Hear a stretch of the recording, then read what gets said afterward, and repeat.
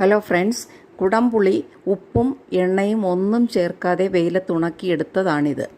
പഴുത്ത് വീഴുന്ന പുളി കഴുകി അരിഞ്ഞ് കുരു കളഞ്ഞതിന് ശേഷം വീണ്ടും നല്ലവണ്ണം കഴുകി ഇതുപോലെ പേപ്പറിട്ട് മലർത്തി വെച്ച് കഴിഞ്ഞാൽ വെള്ളം നല്ലവണ്ണം ഒരു ദിവസത്തെ വെയിലിന് വാർന്നു കിട്ടും.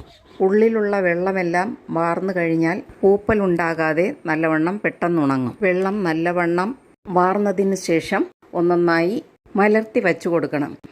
ഇങ്ങനെ എല്ലാ പുളിയും മലർത്തി വെച്ചതിന് ശേഷം നല്ലവണ്ണം 2 ദിവസത്തെ വെയിൽ കിട്ടിക്കഴിഞ്ഞാൽ ഇത് ഉണങ്ങിക്കഴിയും.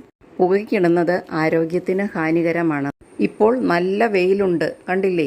ഞങ്ങൾ വെയിലില്ലെങ്കിലും മഴ വന്നു കഴിഞ്ഞാൽ ഇതെടുത്ത് അകത്തോട്ട് വയ്ക്കും. വെയിലില്ലെങ്കിൽ കാറ്റും വെളിച്ചവും കിട്ടത്തക്ക സ്ഥലത്ത് വെച്ചിരുന്നാൽ മതി. വെള്ളം വാർന്ന് മലർത്തി വെച്ച് കഴിഞ്ഞാൽ പിന്നെ നല്ല വെയിൽ വേണമെന്നില്ല. ഇത് നമുക്ക് അരിഞ്ഞു വയ്ക്കുന്ന മെനക്കേട് മാത്രമേ ഉള്ളൂ, അല്ലാതെ ഈസിയായി ഇത് ചെയ്യാം. പക്ഷേ പുകയ്ക്ക് ഇടുന്നത് ജോലിയുമാണ്.